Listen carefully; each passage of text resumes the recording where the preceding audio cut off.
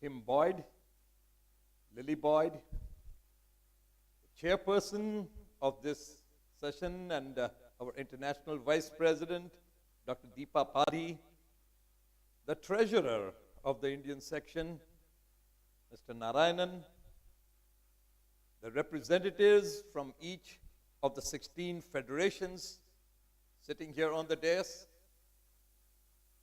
respected elders, brothers and sisters.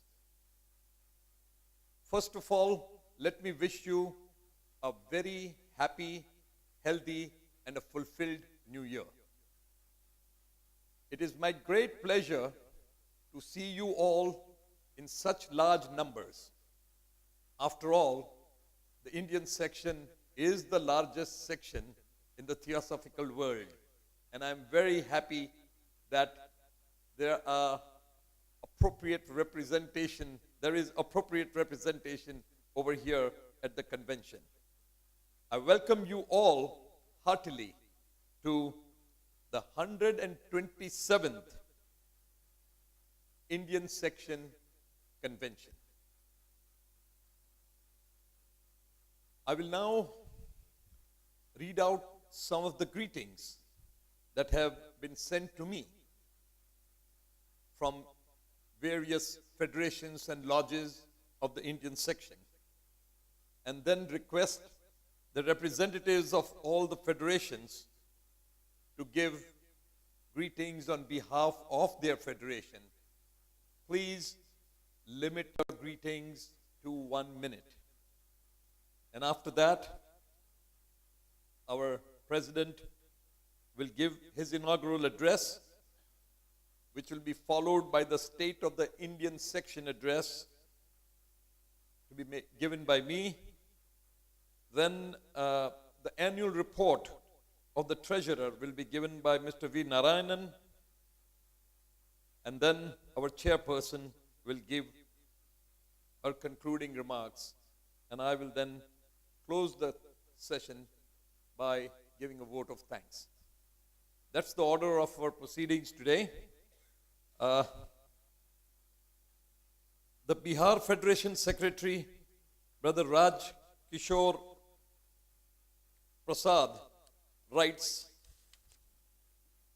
I, from own behalf and also from members of Bihar Theosophical Federation, give hearty greetings and best wishes for the success of the convention. I also extend warm greetings for the new year to all the delegates. The MP and Rajasthan Federation Secretary, Brother H.S. Dwivedi, writes, on behalf of MP and Rajasthan Federation, I convey my heartfelt best wishes for the success of the Indian Section Convention. The Marathi Federation President, Brother N.N. Rawat, writes, hearty greetings and good wishes to Indian Section Convention from Marathi Theosophical Federation, Akola. The Gopal Bazar Theosophical Lodge President, Brother Gokul Chandra Dekha, writes, I, on behalf as well as on behalf of Gopal Bazar Theosophical Lodge, Nalbari, Assam, do hereby convey warm greetings and well wishes to all delegates attending the Indian Section Convention, which is going to be held at Adyar. I wish the convention all success. The Karnataka Federation Secretary, Sister Parvathamma, writes, on behalf of the President and members of the Karnataka Theosophical Federation, I extend my hearty greetings and good wishes for the grand success of the 127th Indian Section Convention to be held at Adyar. May the Masters of Wisdom and Love guide us in our journey towards the spiritual destiny.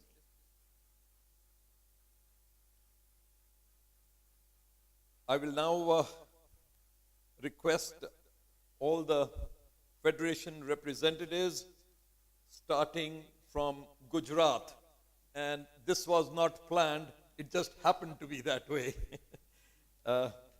Please limit your greetings to maximum 1 minute. Thank you.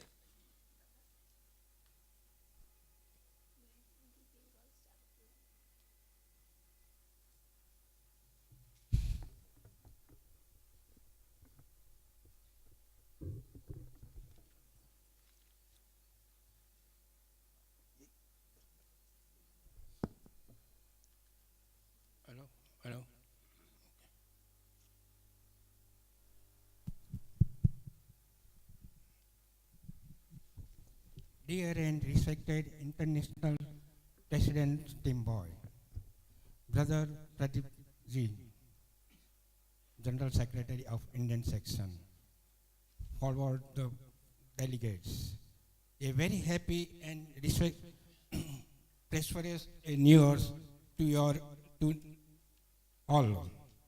On behalf of the Gujarat Theosophical Federation, I bring greetings and good wishes for the Indian Section Convention. It is the privilege to come to Adyar, the Master's home. It is a pilgrimage for us. May the Master of the Wisdom blessing us and guide us in our works, and may we become worthy of their blessing. Thank you.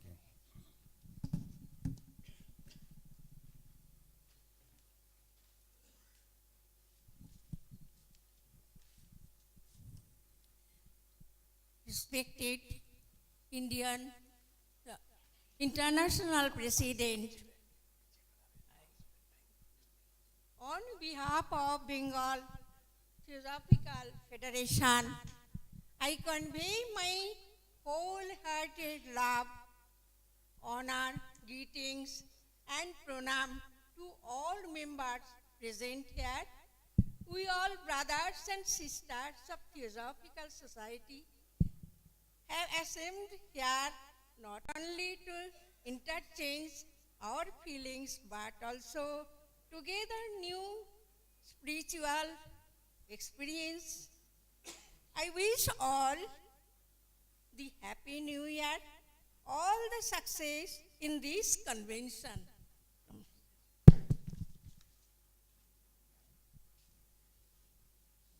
I am U.S. Pandey from UP Federation. On behalf of all members of UP Federation, on my own behalf, I extend a very warm and hearty greetings to our International President, Tim Boyd, T. Papadhi, Dr. Pradeep Gohil, and all brothers and sisters present here. May the Holy Ones inspire us to live Theosophy, to spread Theosophy, and to serve humanity for the better future. I wish this Indian Section Convention all the success. Good morning, everybody. Respected International President, Brother Tim Boyd, Indian Section General Secretary, Brother Pradeep Gohil, on behalf of the Kerala Theosophical Federation and all the members, I wish the Indian Section all success.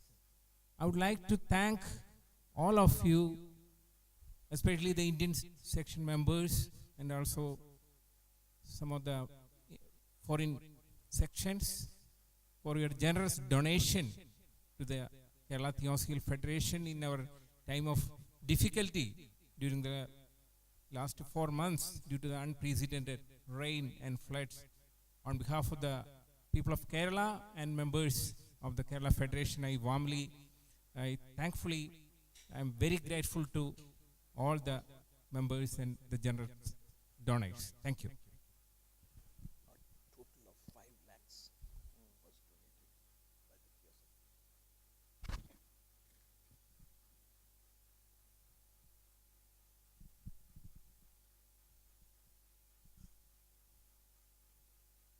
Forever meticulous International President, forever smiling the Vice President, President of the Bombay Theosophical Federation, Brother Vinayak Pandya, will you please get up?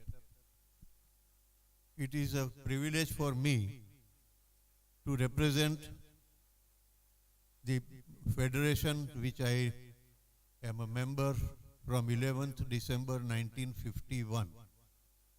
And thanks to the Indian Section Secretary General to request me to represent Bombay. And yesterday only I came to know that I am the only third person in the entire crowd to attend the convention of 1950 also. Yes, I did attend. It was under banyan tree. And I am very happy to have been called by Brother Boyd And I'm thankful to Vinayak Pandya, also Pradeep Gohil, and the dignitaries upstairs. Thank you all and wish you the best, best, best. And still progress, as I said, under the meticulous leadership of Tim Boyd. Still progress, and best of luck for the new year and many years to come. Thank you.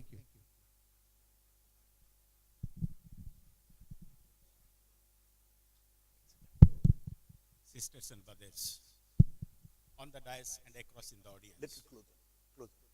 if we Closer, have closer. the Microphone closer. eyes, there is beauty around. If we have the ears, there is music around. If we have the nose, there is aroma around.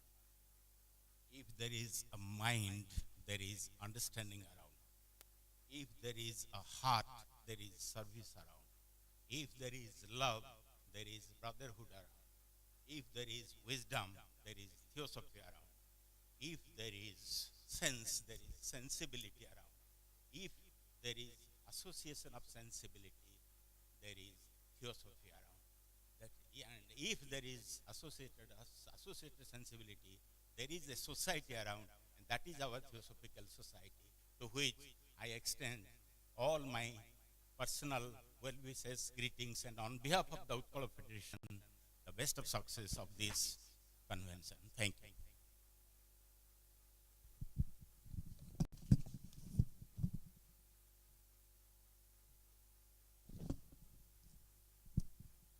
Good morning to all. I, on behalf of Bihar Theosophical Federation, extend my heartiest greetings and best wishes for the success of the convention, and also extend warm greetings for the new year for the members who are here for this convention. Thank you.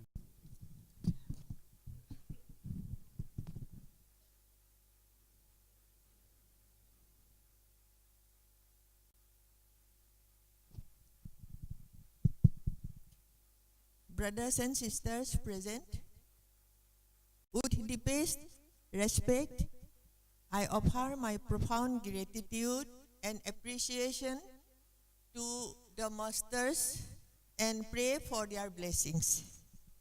On behalf of Assam Federation, I wish this convention a grand success. Thank you and a happy new year to you all.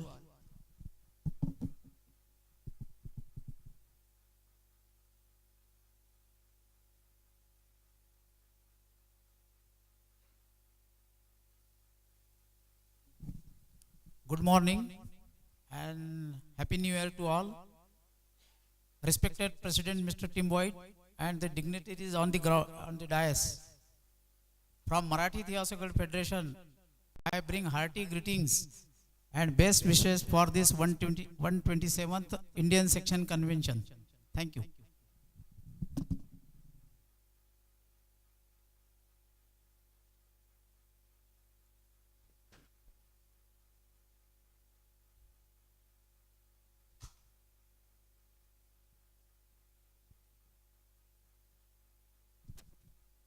Good morning to everybody. Wish you happy and prosperous New Year to everybody. Revered Brother International President Tim Boyd, International Vice President, respected Brother Pradeep Gohil, General Secretary, and Brother V. Narayan, Treasurer, and brothers and sisters on the dais, and all of you. And it gives me great, immense pleasure to bring hearty greetings and best wishes on behalf of the members of the Karnataka Theosophical Federation. I wish you all the peaceful and inspiring Indian Section Convention.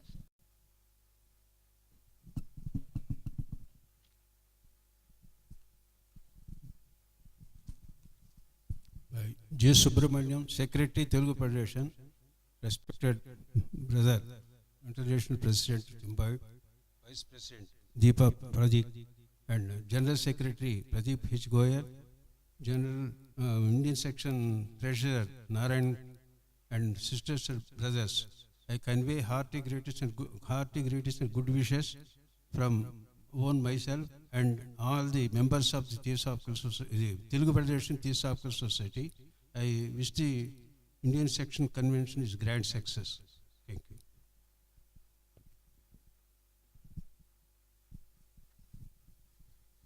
Good morning. Very dear brothers and sisters who have gathered for this convention. I'm Sri Priya, representing the Madras Theosophical Federation. On behalf of the Federation and on my own behalf, warm greetings to you for a fantastic 2019 and for a grand convention. May the blessings of the Masters be upon us, everyone.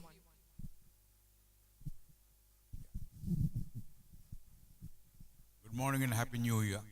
On behalf of all the members of the Royal Sima Theosophical Federation, dear brothers, I wish this Indian convention grand success and all the best for everything in your life. Thank you. Thank you so much. I now request our chairperson and vice president of the International Theosophical Society, Dr. Deepa Padi, to conduct the convention of the Indian section.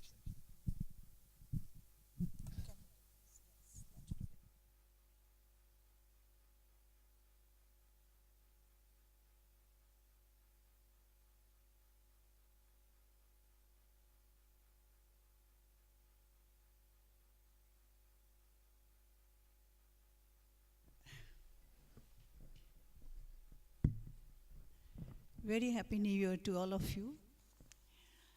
I'm really honored to chair this inaugural session of the 127th Indian Section Convention. And I convey my thanks to Brother Pradeep Gohil, the General Secretary of Indian Section, for giving me this opportunity. I would like to take this opportunity to congratulate our International President Tim Boyd on behalf of all TS members for introducing the TS mission statement, which, as you all know, is so brief, focused, easy to understand, and easy to communicate also. It is now my great pleasure to invite Mr. Tim Boyd, International President of the Theosophical Society, to inaugurate the 127th Indian Section Convention and deliver his address.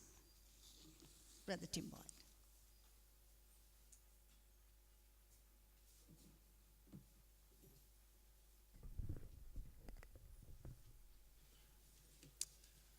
Well, thank you, Deepa Padi, our International Vice President, and thanks to Pradeep Gohil and the members of the Indian Section for once again inviting me to inaugurate this event. It seems a little bit remarkable to me that this will be the 5th such event that I have stood here and had the honor of inaugurating. It seems like just a moment ago that I found myself in this position of the international president, and during that time, we have necessarily had a lot of things that we have had to look at and many, many things that we have had to address on many different levels. Coming from the United States, as I did, it is something of an adjustment process for someone like me.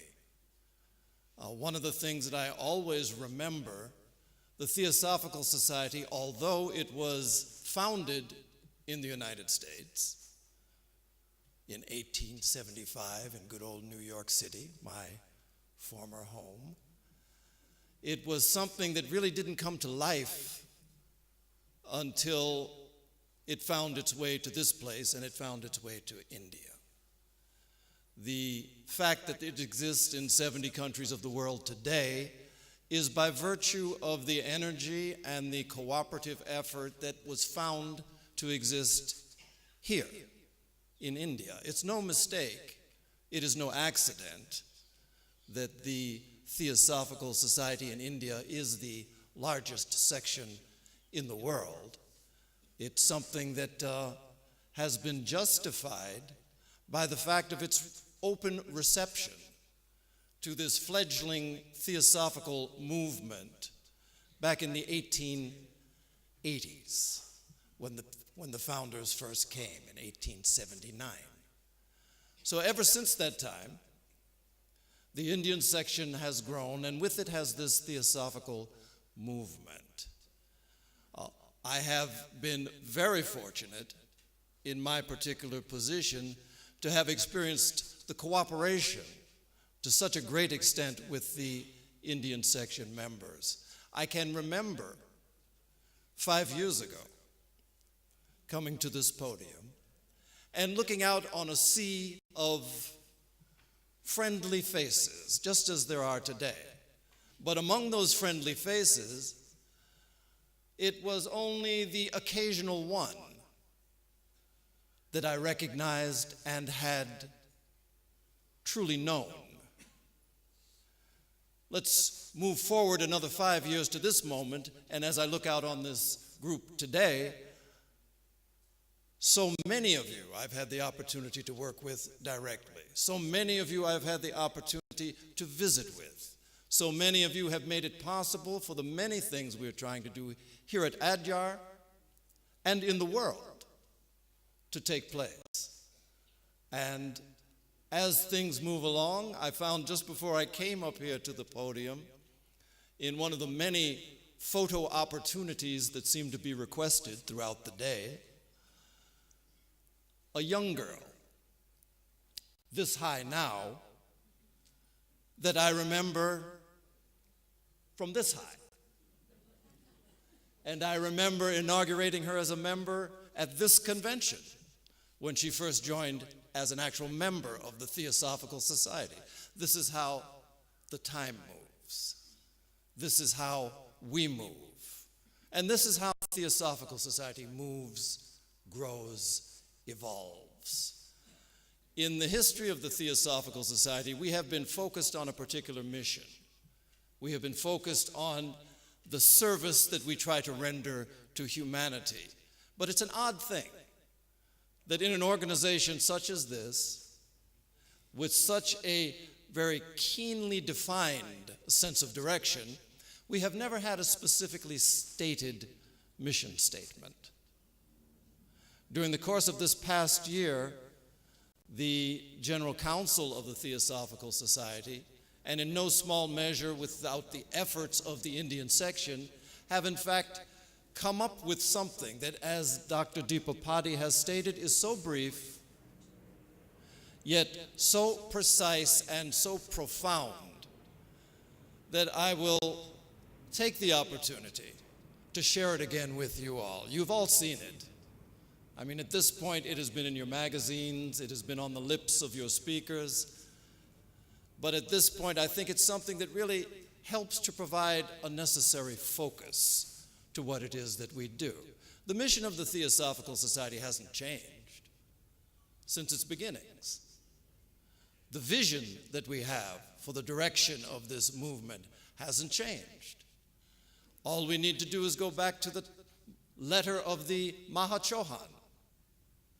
When we look at that, the marching orders are very clear.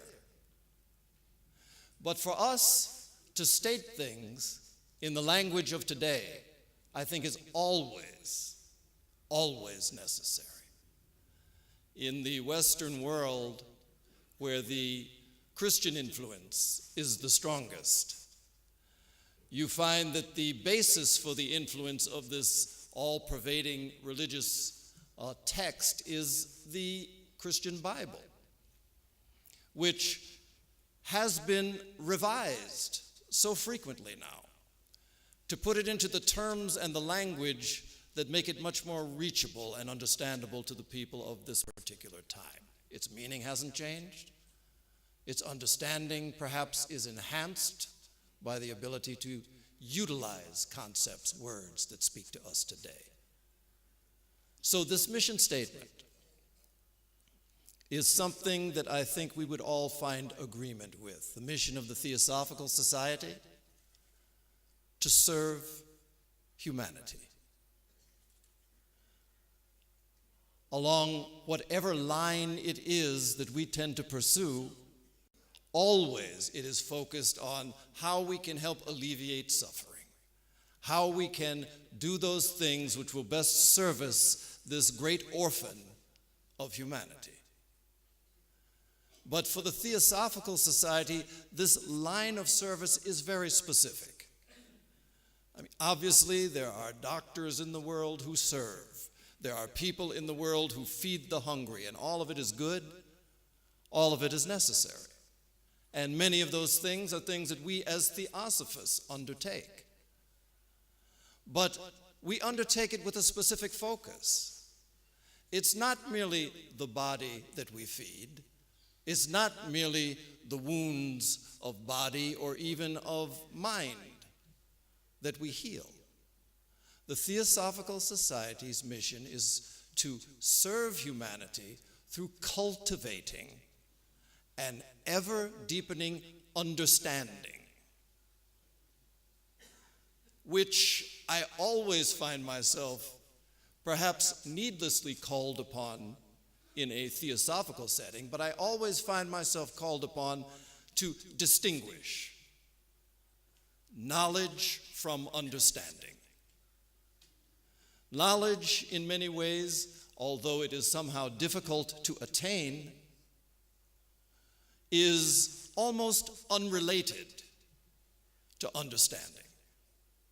Understanding is that capacity within us, what we would call as Theosophists, that intuitive capacity, that capacity of the illumined mind, the mind illumined by Buddhi, to see that which is real and to respond. That deepest reality being the fact, not the belief, the fact of oneness, the fact of unity. We are here to cultivate an ever-deepening understanding. With that understanding should ensue an actual experience, a realization. And in this mission statement, we talk about three things in particular: an understanding, a realization of the ageless wisdom, spiritual self-transformation. By ageless wisdom, we don't speak about any particular tradition. Within the world today, there are many, many religions, all of them pointed toward the experience of truth. But if we really are brutally honest, we find more blood has flowed in this world in the name of the various gods of this world than for any other reason. So mere religion is not the direction. True religion is. But these ancient traditions, each one of them with great value, are not the focus of the ageless wisdom. That wisdom which was, is, and will be. That wisdom which informs every inkling that we seem to have of anything we might call truth. So to cultivate, to focus ourselves on this ageless wisdom, and with that comes this sense of spiritual self-transformation. Without it, it's just treading water, basically.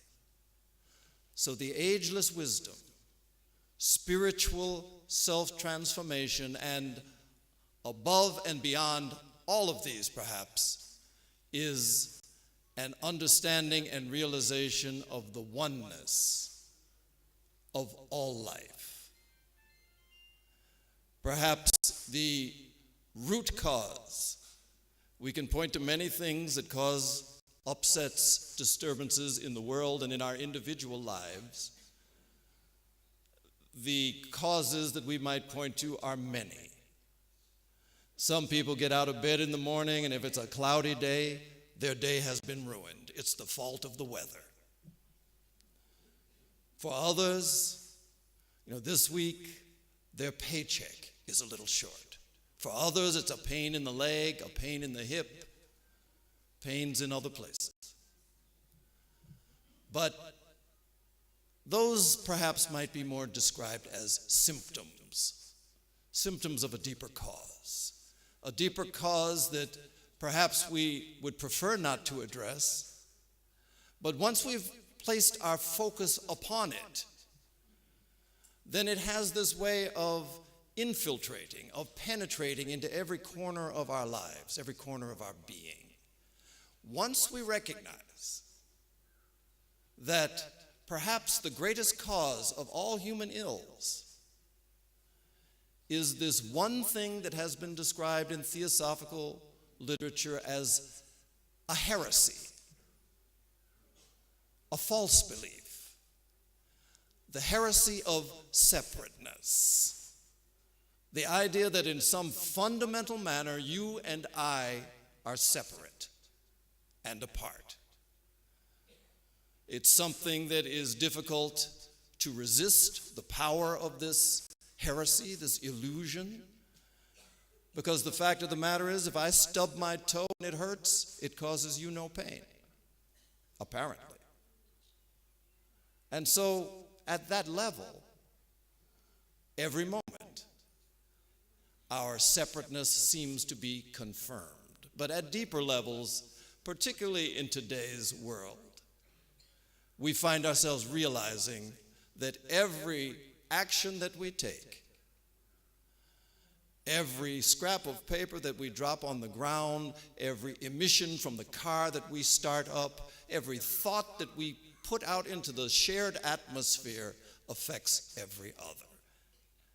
And now we find ourselves being educated by our environment through the various things. In Chennai this year, every year we look forward to welcoming this convention. And every year there are certain problems that we always have to deal with behind the scenes, infrastructure sorts of things.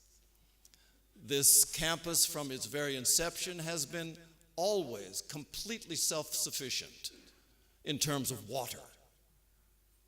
But self-sufficiency in terms of water is another one of those little illusions, because we also do depend on the rain. And this year, we didn't get much of it. The normal monsoon, which we always say, October 15th to December 5th, monsoon season. All of us the conversation here at Adyar is always, it's getting ready to rain. And then we might get a little sprinkle, but this year it didn't happen. And so we find ourselves affected. All of us, whether you're in New York or whether you're in Chennai. We live in a shared environment, and no one is separate from it. And if you think that it's something that's just a natural phenomenon, think again. There is a structure of thinking that in many ways all of us have supported, that has brought certain conditions into being. And in the words of the poet D.H. Lawrence, part of the work of us as Theosophists, part of the work of us as beings who are in the process of becoming ever more aware, is to free ourselves from the mistake that humankind at large has chosen to sanctify. The words of the poet, I wish it they were mine. There's a mistake.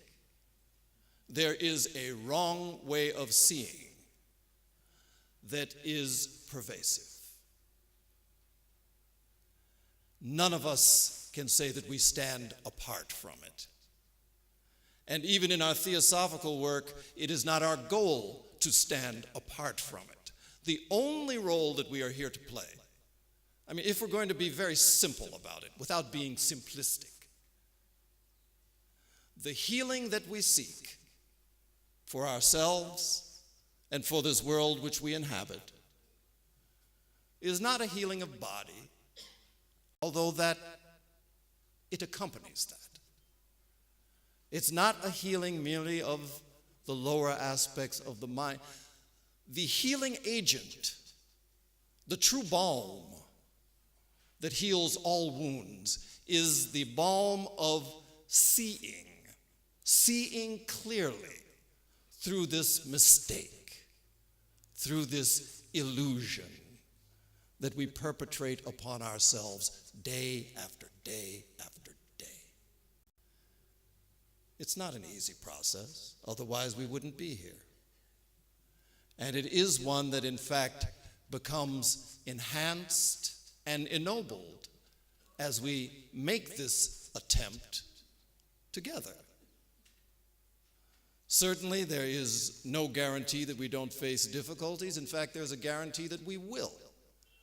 Because as people, in the presence of each other, very often we become most acutely aware of each other's limitations, which we all have them. And so that's the challenge, to see clearly that beyond the more obvious limitations is this shared unity that we all have. So at the occasion of this, my 5th appearance of what I hope to be a number more, I certainly hope that Brother Gohil will invite me again. I won't hold it against him if he doesn't. But on this occasion, it's my hope that we use this time together to deepen. There's nothing we have to do. There's nothing we have to become. All we have to do is see, just to see. And in the presence of one another, without doubt, the circumstances will arise for us to see more deeply. Perhaps as a beginning point, by seeing those things that rise up within us, where we find ourselves blocking our connection with others, or seeing where others attempt to block our sense of connection. And see it, allow it. It's not our role to change anything but ourselves. And that's something that we truly have the power to do, if we would claim it. So for the 127th time we have met together and said similar things, perhaps this will be the year where we actually take it upon ourselves in our New Year's resolution to truly become that which we are. It's perhaps as simple and as difficult as that. Thank you. You know I love you all, and I am always thankful for your presence. Thank you.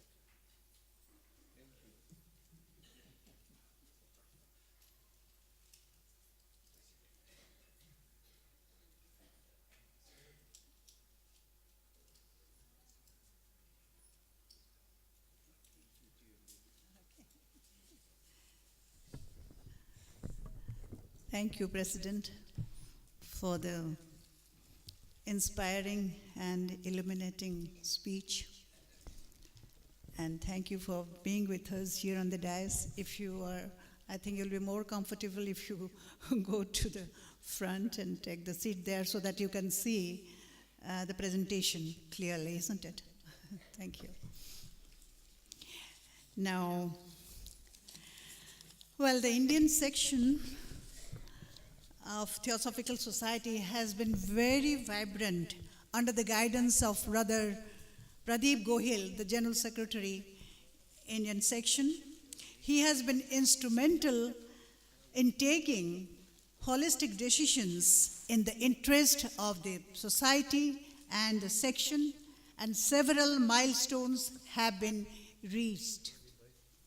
I would now request Brother Pradeep Gohil, the General Secretary, to present his annual report Brother Gohil, please.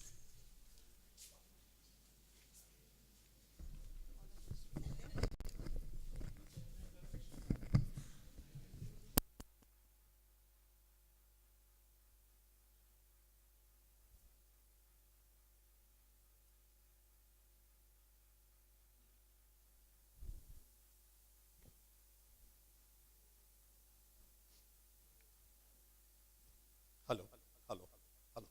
Little louder, little louder, little louder. Can you all hear me? Thank you, thank you.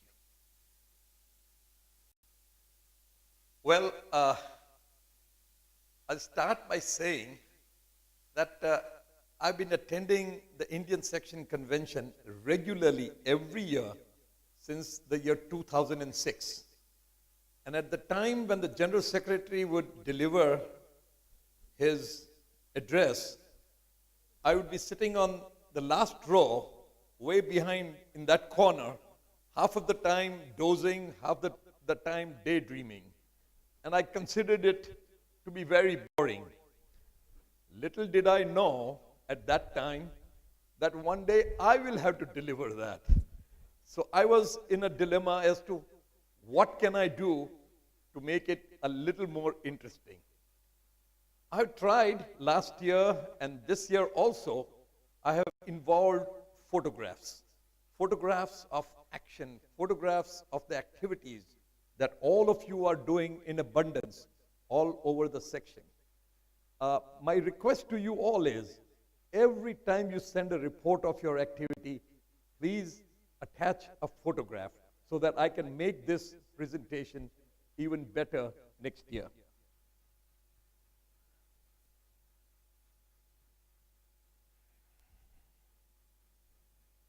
Chairperson of the Indian Section Convention, Dr. Deepa Padi, President Tim Boyd, respected elders, brothers and sisters.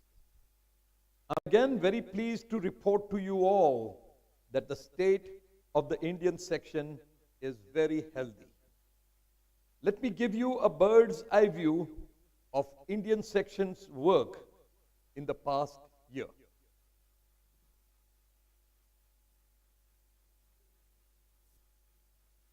We have a total of 16 federations to which there is no addition. We had last year 467 lodges, and this year we have 482 lodges without opening any lodge in the last year. Now, the way that happened was because when we computerized the entire data, we found that we had missed the count of a few lodges. This is what happens when things are done manually and not properly checked. So we got a very pleasant surprise to find that we now have 482 lodges. Out of this, we had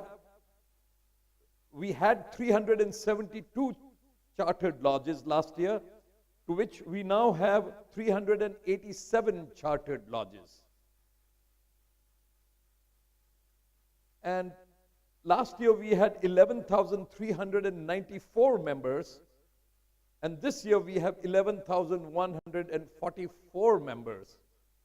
Again, the anomaly, the mistakes in the manual records, they were corrected, and hence you see a drop in the membership. But I believe that these are the accurate figures now, and we can rely on them. And you can all see them also month to month.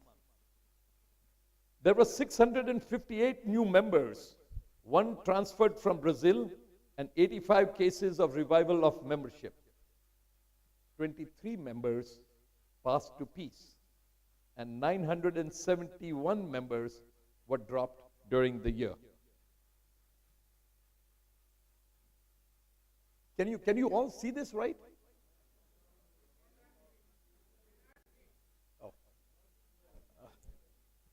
I also feel it is light. You know, it should be black. It's black and white. So I think there's something.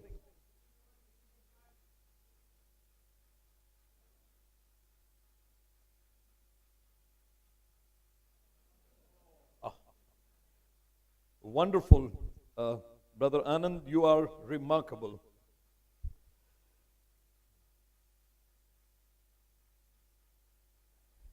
The figures of membership and number of lodges taken directly from the Indian Section Management System, or IMS. It was found while transferring the manual data that several lodges that were dormant were not reported last year.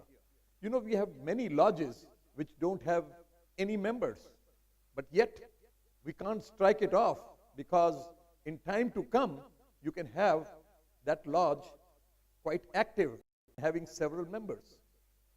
Hence, an increase in the number of lodges from 372 to 387. We cannot take credit for it. Similarly, several members whose membership had lapsed were shown as members last year. So the number of members have reduced from 11,394 to 11,144. The current figures are now tied with the fees received, and hence they are accurate. We just have to take them as a benchmark. The year 2017-18 was a year of a number of administrative changes at the Indian section. It all started with closer control of the educational institutions of the Indian section. The hostel was run by the Besant Education Fellowship, or BEF. The living conditions in it, as you can see in the pictures, were cramped. The girls had no table and chair nor good ventilation in the rooms. This called for a significant improvement. It was decided in a BEF meeting on 3rd October 2017 that Indian section will run the hostel directly. Mrs. Uma Bhattacharya was appointed as the manager of the hostel. More space was given to the students by having less number of students in each room, and you can see how things can immediately change. We used a recently renovated building called Blavetsky Bhavan, newly constructed building above Bhojanshala, and a renovated through annexi for the stay of the hostel students. The intake was increased from 106 students to 141 students last year, and to 166 students this year.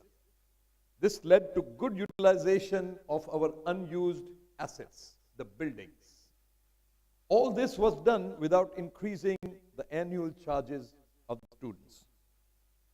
And as you can see in the picture, when President Tim Boyd and Lily Boyd came to visit, they were shown the hostel with the new beds and tables and chairs and cots that were given to the girls. A major decision was taken to increase the hostel capacity in the future to more than 300 students, considering that about 20% of the 1,500 students studying in the college required hostel facilities. A lot of middle class and financially weak families could not send their daughters for college education from nearby villages, as they could not find a safe and secure hostel.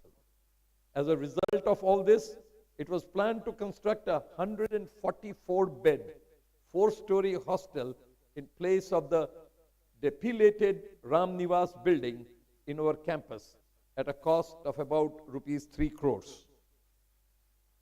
The foundation stone of the new hostel was laid by Dr. Pushpalata Pratap, former principal of VKM and former warden of the hostel, now 96 years old, on 22nd January 2018, and it is expected to be completed by July 2019 for the new academic year admissions.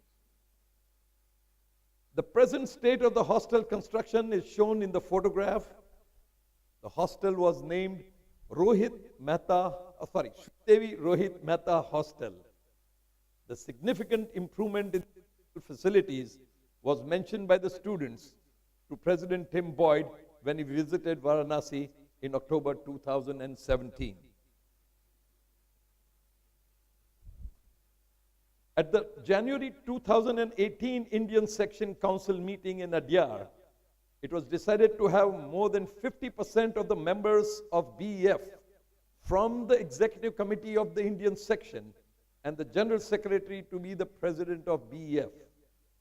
Mrs. Uma Bhattacharya was appointed as the new manager of the college. Having studied in this college in the past and with good military and administrative experience, she was able to connect very well with the principal, the faculty, and the staff. Excuse me. She also brought the college closer to the Indian section by having number of meetings and coordination between the two institutions. In the latter part of the year, the college and the primary school were also put directly under the control of the Indian section. In one major shift in our policy, we now allow our students, both from the hostel and the college, to use the entire campus for taking a walk or studying on a winter day under the sun on the lawns as shown in the photograph. This has made the campus look good and lively. A resolution by the Indian Section Council was also passed by circulation to allow the college to use 15 meters by 25 meters of land adjacent to the college library for extension of the college building. It will be built by funds generated by the college. It was also clarified to the college that all land and buildings within the campus are to be in the ownership of the Indian section. It was not so earlier. Earlier claims were made by the college owning a small piece of land, which was not true. It was also decided to raise the contribution amount of all buildings and land used by the college from rupees 9,196 per month to rupees 2 lakhs per month. This amount was just a token 5.8% of the prevailing market lease rent in our area. The college has the financial capacity of paying this amount. Similarly, the contribution from any Besant school was increased from 4,850 to rupees 10,000 per month based on the same principle. They also had the capacity to pay this amount. Working with the college, it was decided to start a commerce faculty and 6 postgraduate courses in Sanskrit, ancient Indian history, culture and archaeology, philosophy, economics, history, and political science, and 1 undergraduate course in geography. A rupees 4 crore building will be constructed from the funds generated by the college for this purpose. The water supply in the campus has been augmented from a Besant Theosophical School well, which is now used with the centrally located well that was well behind Shanti Kunj. A major project was started and completed successfully to repair and clean drainages all over the campus. A new line is installed for the hostel. Finally, we are ready with GST. With the college and primary school becoming a part of the Indian section, there will not be any GST on the contribution that they make every year to the Indian section. A major effort has been made over the last year, including regular follow-up with the Tehsildar at the subdivisional office to get the name of the Indian section in place of Upendra Basu as the owner of our 17-acre campus. This was one of the most serious things that was discovered, that we do not own the property that we are using for the last 120 odd years. The paperwork is in progress. We have to ensure that we get it done without giving any kind of money which is demanded at all times. But we want to do it without that, for which it may take a little longer, but I will promise you that I will get it done. It is so unbelievable that after 120 years of possession, the Indian section's land is still not in its name. Highest priority is being given to this task because it is so important. It was observed that dues for Provident Fund and Employee State Insurance Corporation for all our employees were never paid.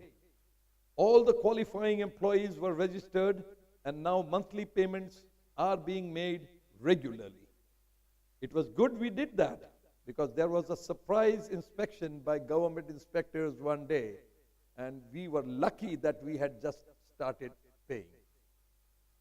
One of the reasons we were not able to pay in the past was that we did not have funds. But I personally believe that not having funds is not a sufficient excuse for not paying government mandated dues. A major drive to repair the houses of our officers, staff and workers was taken up. A person named Bhrigunath Yadav was staying illegally for more than 20 years within our campus. And his place is shown there in the picture. He had his own house outside and a job in Vasant Kanya Mahavidyalaya, our college, and still kept the house allotted to him by the Indian section. He did not work for the Indian section for the past 20 years. His house was demolished by a bulldozer one Saturday evening, and he was successfully evicted. The Masonic building is being demolished as per the orders of the Varanasi Development Authority because of road widening. We have negotiated with VDA to build a new Masonic building as per our design after leaving the required space for road widening and the front set-off at their cost.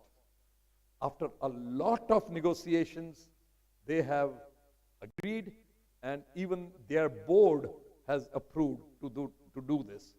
The foundation is already been laid, and within a year or so, hopefully, we will have the new Masonic building built at their cost. We are required to give about 3 meters of land starting from Rath Yatra Circle to our main gate, measuring 585 square meters for road widening to VDA. This resolution was passed by circulation with everyone in the Indian Section Council voting for it. A new wall beyond 3 meters has been built by VDA at their expense. The dispensary building, being right on the road, had also to be demolished. Being an old building, when a part of it is demolished, the remaining building would also be seriously weakened. It was decided to build a new building which could be leased to Vijaya Bank at rupees 1.2 lakhs per month. Additional 3 floors on it, when rented, could fetch another 4 lakhs per month. The construction work for this building has just been started. And by the end of this month, we should have the ground floor which will be rented, which will be leased to the bank. Following a policy of renovating one major building every year, Sudarshan building was renovated this year. This building will be used to accommodate the delegates during camps. The Indian Section Management System software is now functional.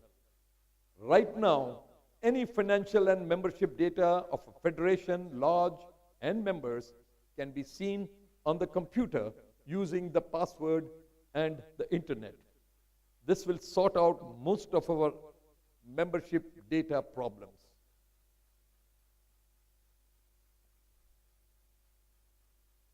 A special 113-page issue of the Indian Theosophist was published in October 2017 on the occasion of the centenary of Mrs. Annie Besant being elected as President of the Indian National Congress. There have always been a lot of complaints about Indian Theosophists not reaching the members who have paid rupees 30 for 12 monthly issues. The superintendent of the postal department was contacted. About 150 recent copies of the IT were found with a paper scrap dealer in Varanasi. And you can imagine what is happening to the Indian Theosophists that we mail, thinking that it should reach you. The overworked postmen have resorted to such practices in UP and more so in Varanasi. We have a license to post the Indian Theosophist with a stamp of only rupees 0.50 or 50 paise. We were told that the post office has only 50% of the sanctioned staff. Hence, there is not much that we can expect from the post office.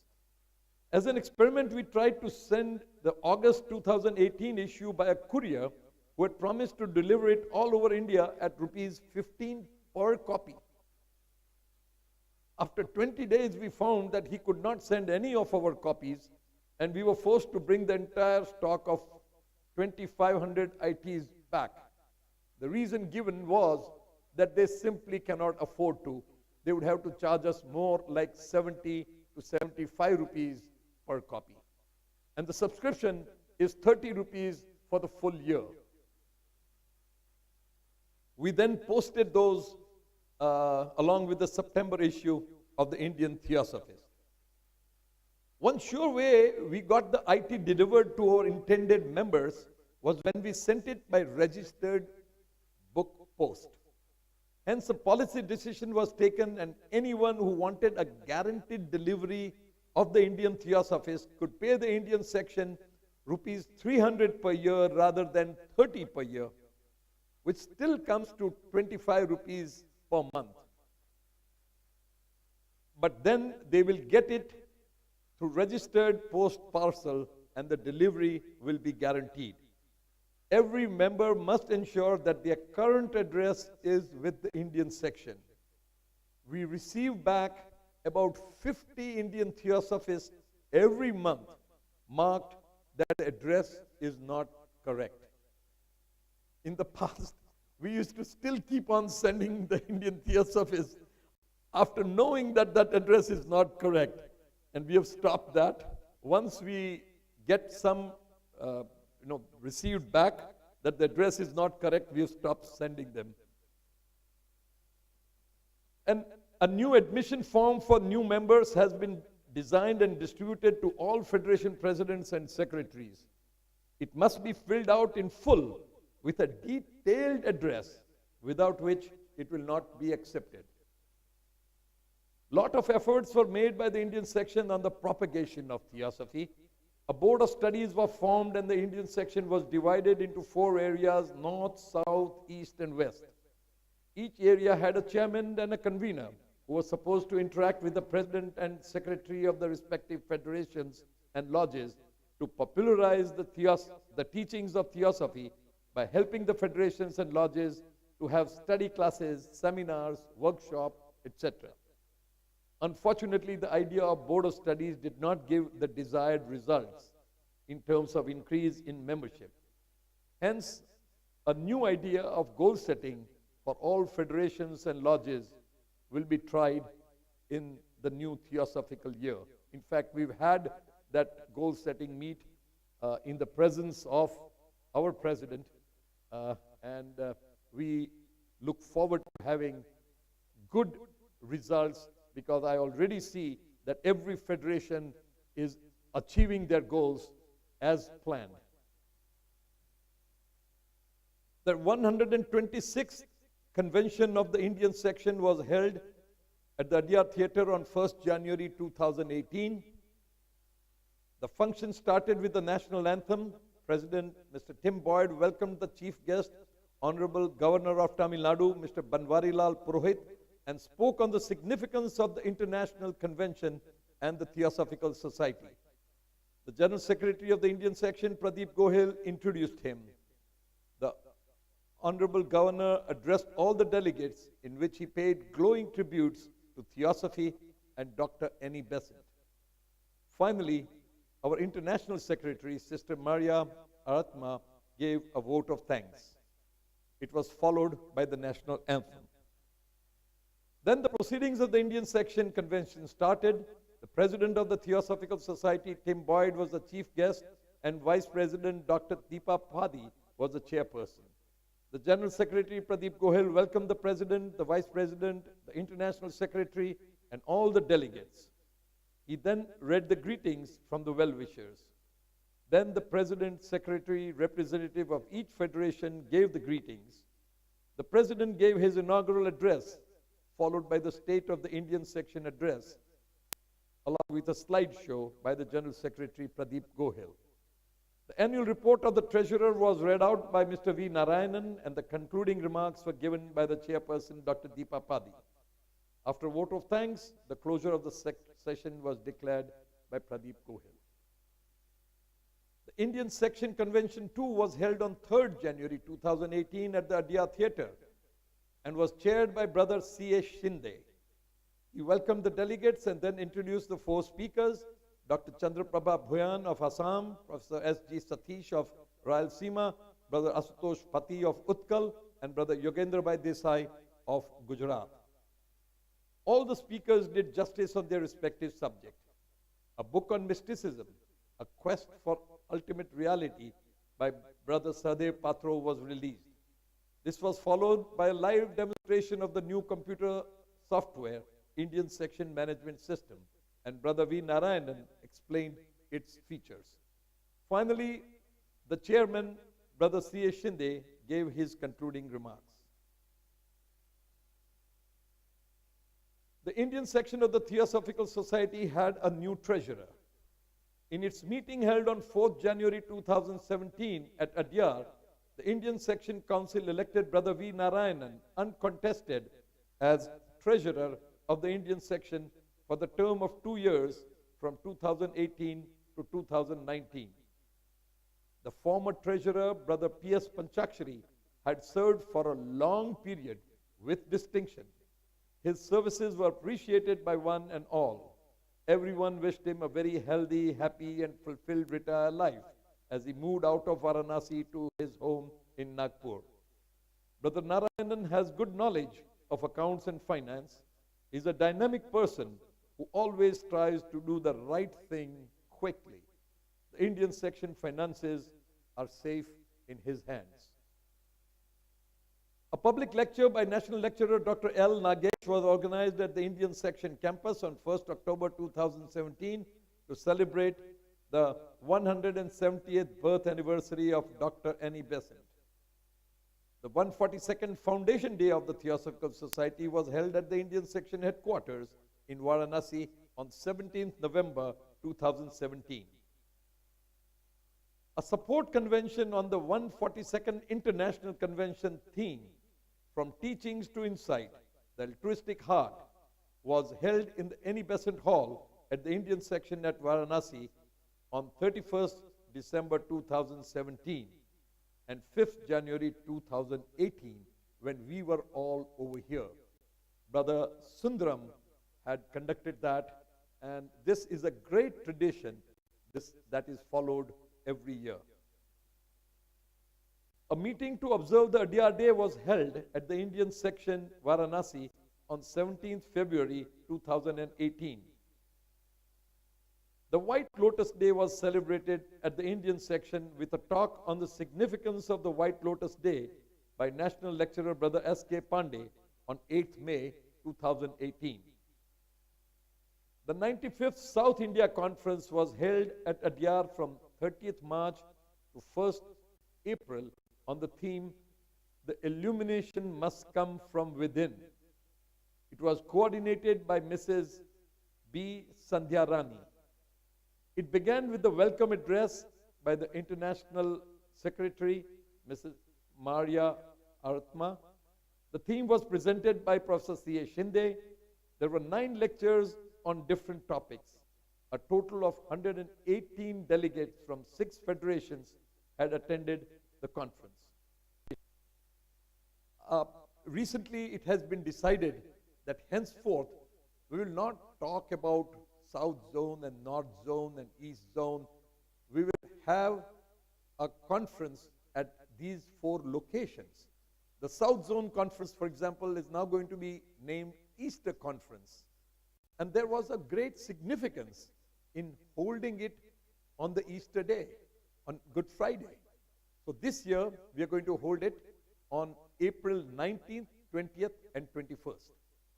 Similarly, we will have federations that can hold the conference in that area and invite anyone from their area or from the rest of the country to attend them without naming it as a particular zone. This way, it will not look divisive. The Indian section study camp was held at its headquarters in Varanasi from 6 to 8 October 2017. The subject of the study was the process of unfoldment and education of the soul. It was directed by our international president, Brother Tim Boyd, who visited Varanasi for the first time. There were 104 delegates from 12 federations who registered themselves for the study camp. A public lecture on the importance of the center was delivered by Brother Tim Boyd on 6th October 2017. He also addressed the TOS group in the Workers' Training Program on 9th October. A program of Indian classical music was organized for the delegates on 7th October in collaboration with Kala Prakash. On 13th to 19th April 2018, a study camp was organized by the Indian section and directed by Brother U.S. Pandey on glimpses into the secret doctrine. It was attended by 27 members from different federations. On 22nd to 28th April 2018, a study camp was organized by Rayalaseema Theosophical Federation on the book The Key to Theosophy, which was translated into Telugu on the topics covered and given to all 28 participants. Brother N.C. Krishna directed the study. And I'm very happy that Bhowali is becoming a very popular retreat and study site for theosophical activities. On 4th to 13th May, a study camp was organized by Karnataka Theosophical Federation with a theme, You Are the Light to Yourself. It was directed by Brother B.V. Tepeswamy. On 16th to 17th May 2018, a study class was organized by Brother V. Narayanan on the theme, Self-Awareness, the Process. From 19th to 23rd May 2018, a study class was conducted with about 40 participants on self-culture in the light of ancient wisdom by I.K. Taimini. From 25th to 27th May 2018, a national youth study camp was organized by the Indian section and directed by Brother Shikhar Agnihotri and Dr. Varsha Patel. There were 44 delegates from various cities of India. From 29th to 31st May 2018, a TOS camp was organized with 36 members of TOS from different regions. The theme of the camp was Working Towards Future. Dr. Deepa Padi, Sister Maria Atma, Sister Nancy Seacrest, Brother V. Narayanan, and Brother Shiv Prasad were the main participants. The Utkal Theosophical Federation conducted a study class directed by Brother N.C. Krishna on the book The Study in Consciousness by Dr. N.E. Besant from 16th to 18th June 2018 at Bhubaneswar. The Bengal Theosophical Federation conducted a study class directed by Brother Pradeep Mahapatra on the book Human Generation by Radha Bernia from 7 to 8 July 2018 at Kolkata.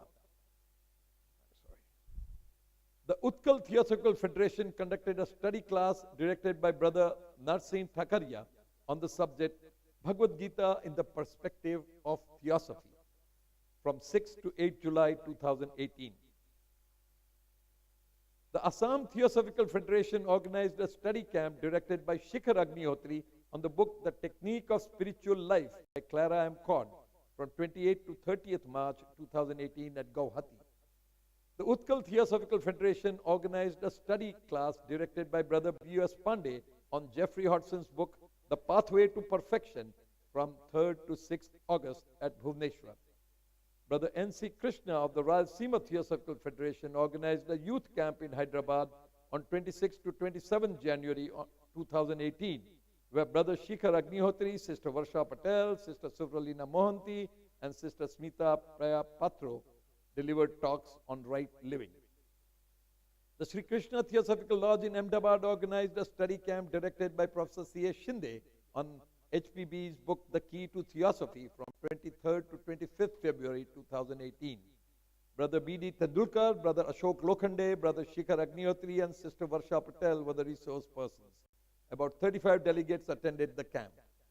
The UP Federation organized a study camp directed by Brother U.S. Pandey on a book by Dr. Bhagwan Das, The Mystic Experiences, Tales from Yog Vasishta, from 16 to 17 June. Brother S.K. Pandey, Brother Shikhar Agnihotri, Brother K.K. Srivastav, and Sister Vasumati Agnihotri were the other speakers.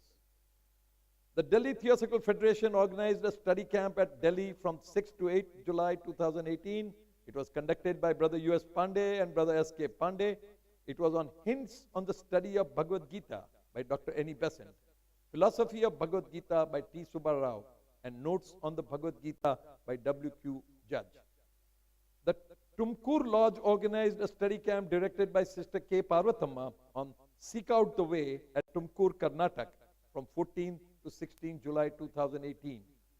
The Kerala Theosophical Federation held a conference on 28 to 29 July 2018 at Anpurni Theosophical Lodge, LP, where Sister Sonal Murli spoke on practical theosophy. A study camp was organized by the Gujarat Theosophical Federation at Haripura from 10 to 12th May 2018 on the book The Path of Discipleship by Dr. N.E. Besant. It was conducted by Brother Yogendra Bhai Desai and Brother Narsingh Thakaria and was attended by 42 members from all over Gujarat. A study class was organized by Bihar Theosophical Federation at Motihari on the path Inner Freedom in the Light of Theosophy from 22nd to 24th December 2018. Brother Pradeep Mahapatra and Brother Bipul Sharma conducted the study. A study camp was conducted by Brother U.S. Pandey on letters from the Masters of the Wisdom and KH letters to CWL at Allahabad from 14 to 16 September 2018. Other speakers in the camp were Brother S.S. Gautam and Brother K.K. Srivastava. On 20 to 21 June 2018, a study camp was organized by the Gorakhpur Lodge on essence of the teachings in the secret doctrine, which was conducted by Brother U.S. Pandey. Brother Bipul Sharma and Secretary of Dergaon Lodge in Assam visited Dimapur in the state of Nagaland on 3rd June to make a group there aware about theosophy. The group is eager to form a theosophical lodge. Both of them also visited Bokajan in Assam, where they formed an ad hoc committee to form a theosophical lodge. Now, this is real propagation work because theosophy does not exist over there. And hence, if we can have lodges in a few states, the 7 sister states of Assam as they call, it will be a great achievement. And we all look forward that Brother Bipul Sharma will be able to achieve this. The General Secretary visited Mumbai to attend the annual conference from 13th to 17th October 2017. He visited Bellary to attend the annual conference of Rayalaseema Theosophical Federation. He also visited 3 educational institutions at Hospet that are affiliated to Besant Education Fellowship or BEF. He attended the Gujarat Theosophical Federation's conference at Balasinor from 3 to 4 November 2017 and delivered the inaugural address in Gujarati on their theme, Satyam Shivam Sundaram. The General Secretary went to Assam and delivered the inaugural address at the annual General Body meeting of the Assam Theosophical Federation at Golaghat on 30th November 2018. He gave a public lecture at Guwahati on 1st December and then proceeded to Nalbari to deliver the Usha Deka Memorial Lecture on 3rd December. He attended the 142nd International Convention at Adyar on the theme Truth and Beauty, a Field Beyond from 29 December 2017 to 6 January 2018. He introduced the Chief Guest Honorable Governor of Tamil Nadu, Thiru Banwarilal Purohit, on the occasion of the Indian Section Convention 1. He then gave the State of the Indian Section address. He participated in a panel discussion on mission, purpose and scope of the Theosophical Society on 3rd January.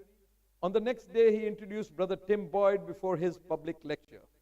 Finally, he was there with Brother Tim Boyd, Sister Linda Oliveira, and Sister Dorothy Bell for the question and answer session on the 4th January 2018.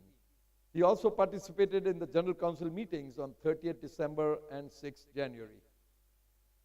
The General Secretary visited Bhubaneswar to attend the Utkal Theosophical Federation's annual conference on 10th and 11th February.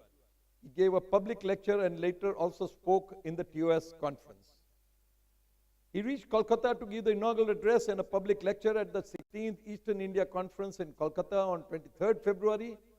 The next day, he also spoke at a TOS conference. He was present at the annual conference of the Telugu Federation at Narsapur in Andhra Pradesh from 16th to 19th March. He gave the inaugural address, a public lecture, and a valedictory address. Later, he addressed the members at the Vijayawada Lodge and Guntur Lodge on the 19th of March. The General Secretary was in Ujjain to attend the centenary celebration of the Vikram Lodge from 6 to 8 April 2018. He gave the inaugural address and a public lecture later on. He was the chief guest at the inauguration of Vasant Bal Vidyodaya Alumni Society building in the Indian section school at Vishakhapatnam on 16th and 17th June. On 18th and 19th June, he visited the Kakinada Lodge. He attended the General Council meeting at Narden from 1st to 5th July 2018. He also participated in the World Congress of the Theosophical Society in Singapore from 4th to 8th August and gave a lecture on 7th August. Finally, he attended the 113th Annual Conference of Bihar Theosophical Federation at Patna from 31st August to 2nd September. He delivered the inaugural address and a public talk. The 14 national lecturers that we had have done a tremendous job throughout the year by going all around the country giving lectures on theosophical subjects. Brother C.A. Shinde visited the Pune and Sangli Lodge and gave talks there to celebrate the Foundation Day. He visited Hulyar, Hostur, Bellary, and Hospet and gave talks on theosophical principles. In February, he gave talks at Bangarpet, Bangalore, and Mysore. In March, he gave talks at a 3-day seminar arranged by the Guntur Lodge. On the White Lotus Day, he gave a talk on HPB and Theosophy at Sangli TS Lodge. He gave a talk on philosophy of Stephen Hawking later on. And in September, gave a public talk on the subject to be a nucleus of universal brotherhood. Brother U.S. Pandey gave a talk at Utkal Federation in Bhubaneswar on spirituality in social life and also a talk there at Kalinga Institute of Social Sciences. He addressed a group of about 50 officers of Rail Wheel Factory in Bangalore and a gathering of about 70 officers of Northern Railway Headquarters in New Delhi on rejuvenation and transformation by self-awareness. He delivered talks in Bangalore City Lodge, in Malleswaram Lodge, and in Vaivasat Lodge on occult functions of human organs, human happiness, and Vivek Chudamani.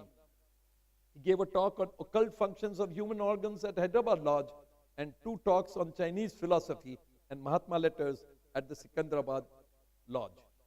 He directed a study camp on glimpses into the secret doctrine organized by the Indian section at the Himalayan Study Center at Bhawali. He delivered 2 talks on spiritual basis of the social service and self-abnegation at the TOS conference and annual conference of MP and Rajasthan Federation at Jaipur, respectively. He visited Sri Lanka and delivered 3 talks there on the topics insight into nature of the self in the Upanishads, spirituality in daily life, and occult functions of some human organs. He participated as a guest speaker and a panelist in the convention of Inter-American Federations organized on a cruise from Miami to Bahamas. Later, he delivered a talk at the Baltimore Lodge on occult functions of some human organs and their correspondence. Brother S.K. Pandey was the guest speaker at the Indian section headquarters Varanasi on the White Lotus Day and spoke on the works of Madame Blavatsky and the significance of the day. He was the resource person at the study camp held at Delhi on philosophy of Bhagavad Gita by T. Subbarao, notes on the Bhagavad Gita by W.Q. Judge, and Hints on the Study of the Bhagavad Gita by Dr. Annie Besant.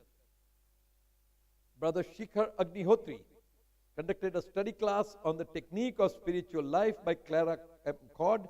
He founded a new Theosophical center known as Masuri Kempty Theosophical Center, way up in the north. He directed a study camp in Cuttack on study consciousness by Dr. Annie Besant. He delivered a talk on basic principles of theosophy and conducted a group discussion session on holistic health during the youth camp organized by the Rayalaseema Theosophical Federation. He delivered a talk on theosophy at Secunderabad. He delivered a talk at Bangalore City Lodge on preparation, probation, and discipleship. At Malleswaram Lodge and Guwahati Lodge, he spoke on finding the homing signal within. He directed a study camp on the key to theosophy organized by Krishna Theosophical Lodge at Amravati. He conducted a study camp organized by Assam Theosophical Federation in Guwahati on the technique of spiritual life by Clara Codd. He co-directed the youth camp organized by Indian section at Bhowali.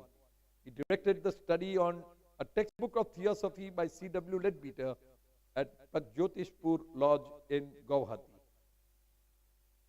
Dr. Bipul Sarma delivered an introductory lecture on what is theosophy at Oasis Public School in Samastipur.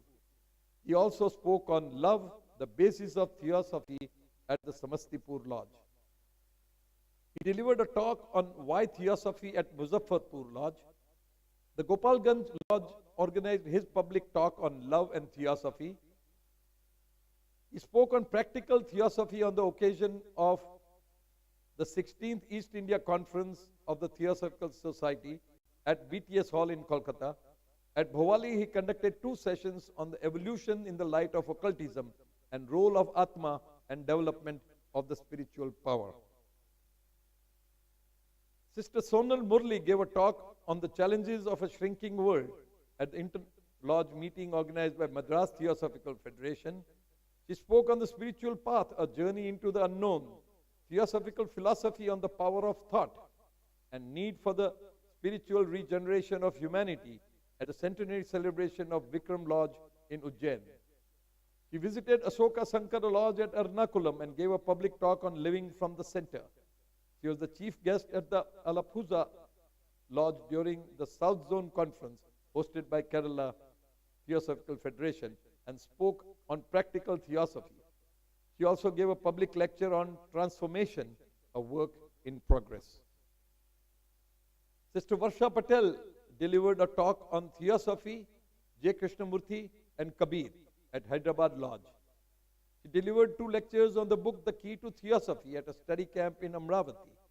She co-directed a national youth study camp organized by the Indian section at Bhowali and gave a lecture on man and his bodies. She delivered a talk on right living relationship in a youth camp organized by Rayalaseema Federation at Hyderabad. Dr. R.V. Vastrad spoke on views on ancient wisdom at Guntur Theosophical Lodge. He spoke on ancient wisdom, evolution of consciousness at a seminar in Guntur organized by Rayalaseema Federation. He gave a lecture on to be a nucleus of brotherhood at the 87th Marathi Federation Conference at Dombivli Lodge in Mumbai.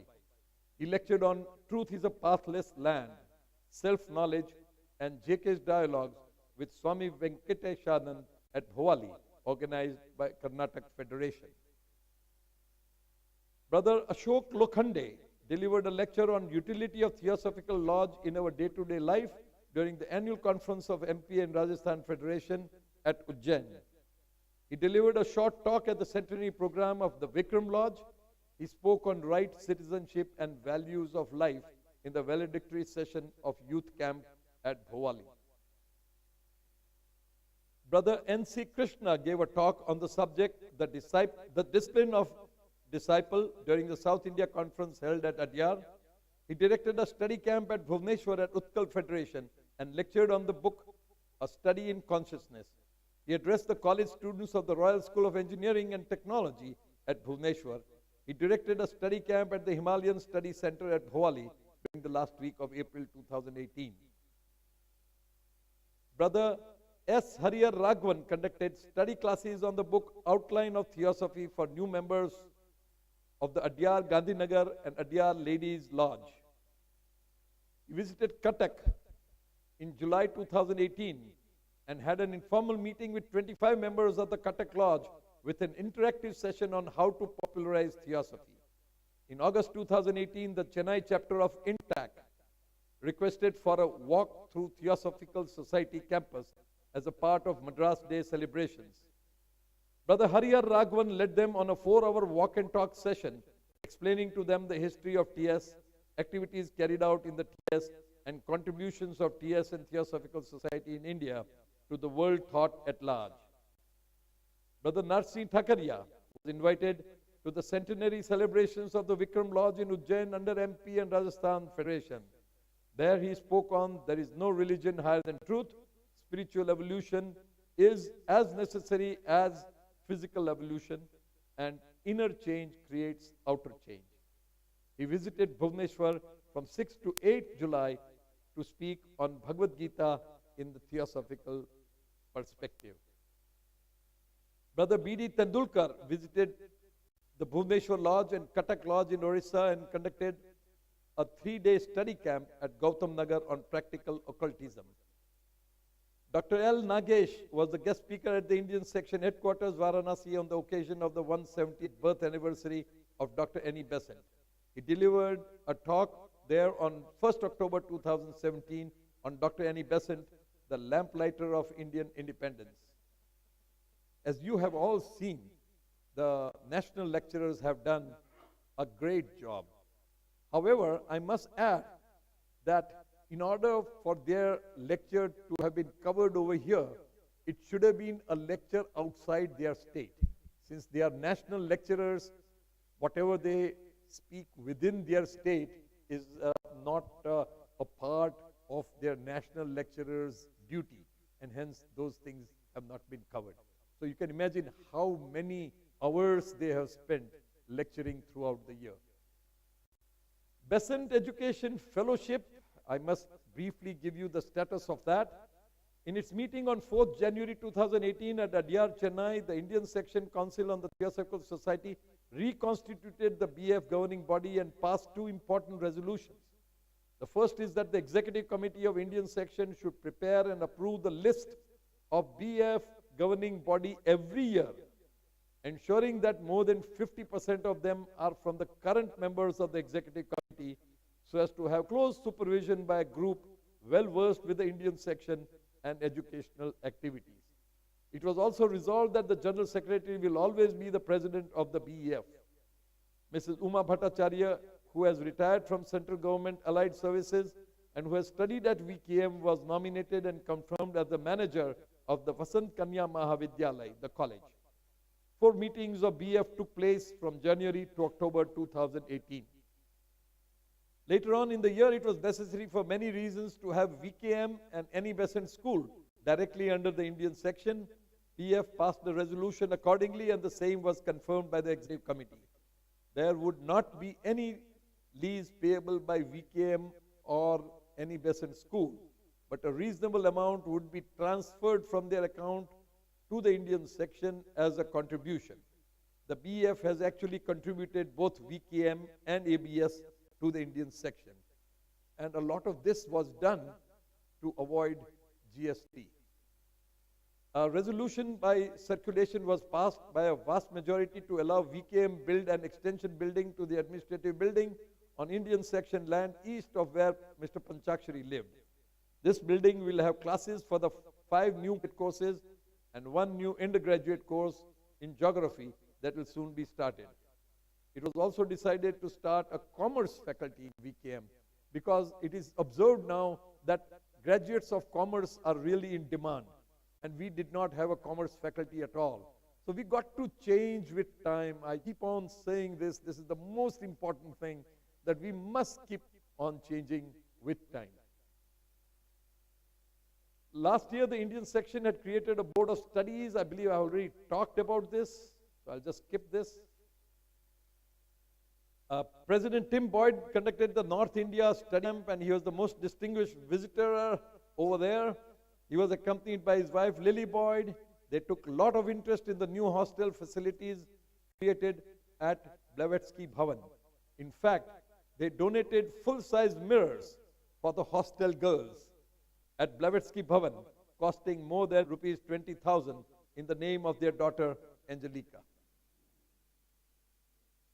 I have already talked to you about the situation in Indian Theosophy, so I'm not going to repeat the whole thing. I'll just pass on. The Theosophical Order of Service was founded in 1908 by Dr. N. E. Besant, the then international president of the Theosophical Society, to provide an opportunity for participation in activities related to service for the needy and underprivileged communities, and also to the plant and animal kingdom with compassion.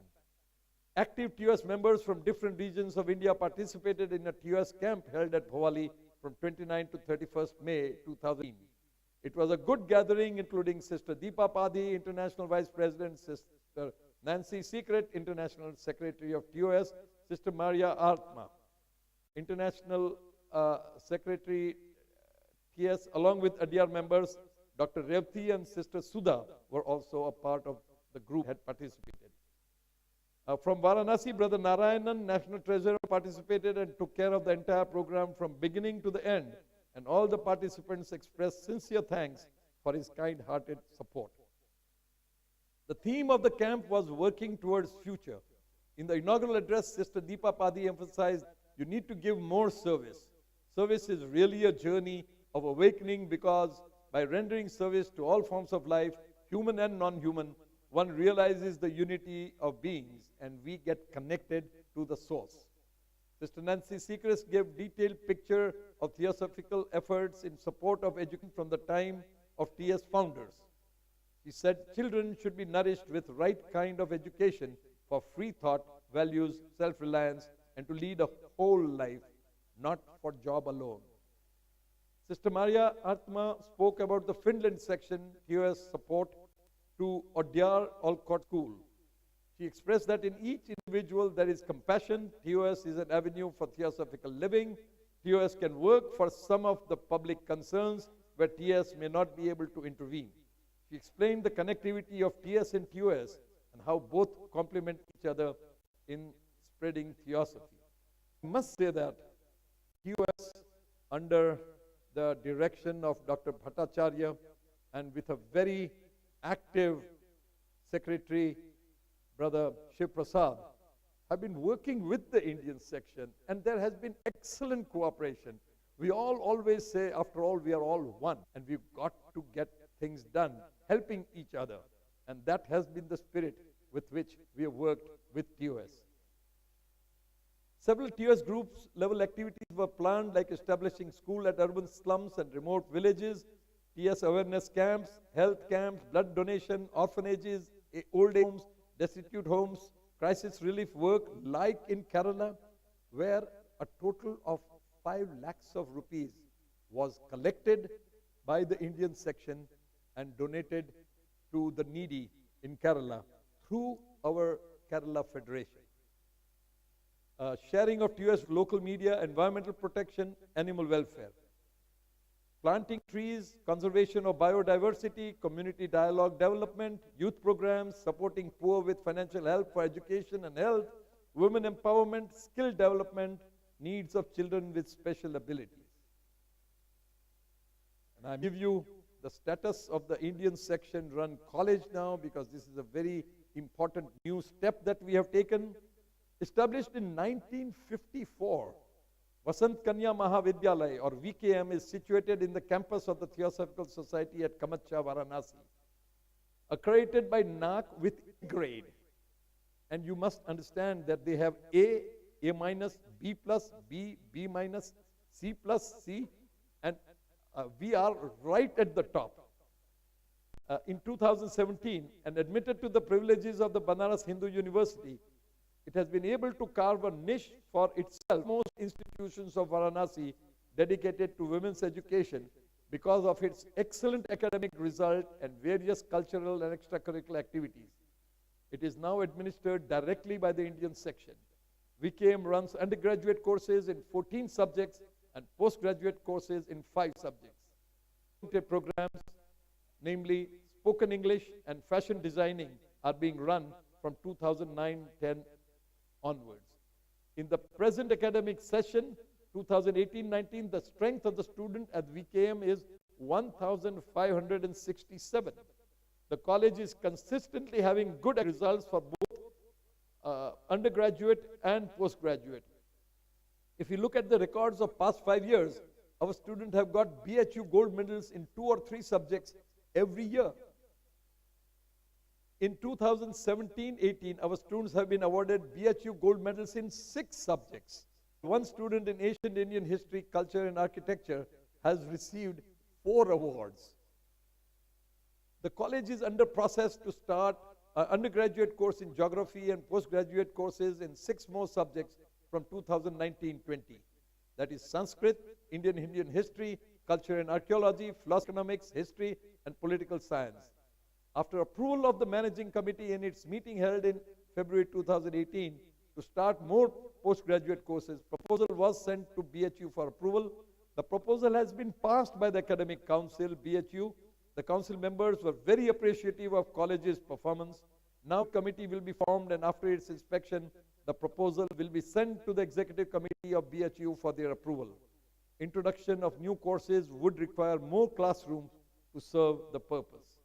Hence, expansion of the college building was required. This has been approved through a resolution by circulation to all members of the Indian section. The new building would have 11 classrooms, 3 labs, and 1 staff room, besides basic amenities. The Department of Political Science of VKM has organized one national seminar entitled A Debate on Electoral Reforms in India, sponsored by ICSSR. It was held on 17 September 2018, in which Professor Rakesh Bhatnagar, Vice Chancellor of BHU, was invited as chief guest to inaugurate the seminar. He was very appreciative of our excellent performance. Another national seminar entitled Land Acquisition, Development and Social Justice was organized by the Department of Ancient Indian History, Culture and Archaeology and Department of Economics. It was sponsored by ICSSR. I do want to comment here that very often I have been told by people that if you do work on education, that is not theosophical. Now my only answer to this is, if that, why would Annie Besant start all this? Why did she start a Besant school, a Besant primary school, a Besant inter-school, and a Besant college in the Varanasi Indian section campus? And she has been the promoter of education all over India. So have our founder, Brother Alcott. If that was so, if they considered it untheosophical, I don't think they would have done that.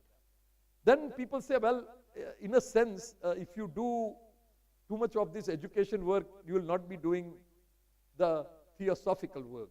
But I'm sure you have heard today, you'll be convinced that the theosophical work is not suffering because of the work in the education field that we are all doing. Everyone has a right to give their opinions, and I listen to everyone. But I have to inform everyone that even though education may not be explicitly in our objectives, very often Tim Boyd has said that education is covered in all the 3 objectives of the Theosophical Society. The Vasant Balika Vihar Hostel. There is a heavy demand for hostel in Varanasi because student admission here after qualifying in the All India undergraduate and postgraduate tests. Mostly the PG students come from other states. At present, the strength at the Vasant Balika Vihar is 166. Hence, a new hostel building named Sridevi Rohit Mehta Hostel, shown in the picture up there, is already under construction and will be completed by June 2019. This will accommodate 144 students. And this will be also a very good place where our delegates can stay if the camp is organized at a time when the hostel is not in operation. Then the total number of students that will be accommodated in the Vasant Balika Vihar in the academic year 2019-20 will be 310. We expect to get sufficient number of meritorious students for admission in the hostel, as due to introduction of new courses from 2019-20, demand for hostel is expected to rise sufficiently. The treasurer has given a review of the financial portion of the Indian section for the year ending 31st March 2018 in the annual. As compared to last year, there is a sharp decline in the surplus position of the section. However, he will be talking about all this to you very soon. Because of the demonetization policy, the Central Property Committee could not make much headway in the disposal of assets. It was very hard to sell property after demonetization, and you know the reasons why. There was no overall fall in the transactions in the property markets. There was an overall fall in the price of the transactions in the property markets throughout India. Reconstruction of facilities are considered for Delhi and Patna. Consolidation of leases at Kakinada is complete, and at Chitradurga, negotiations are going on with the leaseholders for better income to Indian section. The matter of upgrading the facilities at Salem and Gwalior for facilitating and creating infrastructure for workers and training center in these two places are under consideration. A number of eminent Theosophical Society members had gone to peace. I cannot name everyone because there is such a large number, but some of the more known were Brother Surendra Narayan, who passed to peace on 22nd December 2017. He became a member of TS on 6th December 1944, a member known for his simplicity and polite manners, had delivered lectures on theosophical themes at various places in India as well as in others. He was the international vice president for the Theosophical Society for 15 years and worked hand in hand with Radhaji. Sister Kusum Satpathy, former international secretary from 2009 to 2013, passed to peace 28th May 2018 at her residence in Cuttack. She belonged to a Theosophical family and was a member of the Theosophical Society since childhood. Her father, late Sri S.S. Verma, was the international treasurer of the TS. He was also the author of the book Teachings on Discipleship and other theosophical books. Sister Kuski joined in Allied Services and Customs Department of Government of India and rose very high in the department and was respected for her efficiency and integrity. She got married to Dr. Chitranjan Satpathy of the same department, and both of them were an ideal couple in the pursuit of theosophical work. She served as National Secretary of the TS at Adyar between 2009 and 2013 and worked with Radhaji. She was one person who was loved by one and all. Lieutenant Colonel T. Dorai Raman, another very popular theosophist, was a in letter and spirit. He breathed his last on 27 July 2018 at Vellore, Tamil Nadu. He joined the Lotus Lodge of the Theosophical Society at Vellore in 1985. In fact, it was untiring efforts of Brother Dorai Raman that the Lotus Lodge at Vellore reached greater heights. He was holding posts at the international headquarters as member of the Property Committee of the Indian section and also as the Secretary of the School of the Wisdom. His service at the Indian section headquarters, Varanasi, as a member of the Executive Committee was really productive. During his tenure as the power of the attorney holder of the Indian section properties, he would enhance the rent and continual funds flow for the Indian section, which is a very important activity that did not take place after he had left this. Brother Rusi Todiwala, a life member of the Blavatsky Lodge in Mumbai, a stalwart and dedicated theosophist who was passed away on 5th May 2018. He was the dynamic president of the Blavatsky Lodge and the Bombay Theosophical Federation. He was a pillar of the Theosophical Order of Service Mumbai region, for which even at the advanced age, he worked for 8 to 10 hours a day. He had the honor of being the Chief Knight of India and graced round table meetings till last year to inspire youth to live up to the ideals of the Order of the Round Table. At TOS colloquiums, he was a role model for all. Sri Om Prakash Aneja of Noida Lodge passed to peace on 31st December 2017 while we were all going through this convention. These were the important people that passed to peace during the year. In all, 23 members passed to peace. I pray to the Almighty for their peaceful passage to higher planes. Well, let's look at the tasks ahead. A lot of work has been done in 1 year. A lot remains to be done. We must regularly follow up to ensure that all the federation achieve the goals they have set in this year. And every month when I call at night at about 8 p.m. or 9 p.m., the secretaries tell me, we knew we are going to get a call, and then they will give me the percentages of the goals that they have achieved. It is extremely important to get the name of ownership of our 17-acre campus changed from that of Mr. Upendranath Basu to the Indian section, the Theosophical Society. It will be very difficult because something that is last 118 years cannot be immediately accomplished. However, I will not give up until it is done. The awareness of the Indian section management system needs to be improved so that all federations, lodges and members use it. This will solve all the issues pertaining to the membership and payment of fees. Rohit Mehta Hostel should be properly completed and made available to the 144 students from July 2019 onwards. The ground floor of the new building in place of dispensary is to be completed by 1st March. It is already leased to the bank. The 3 floors above it are to be completed by 1st June and to be leased from commercial outfit.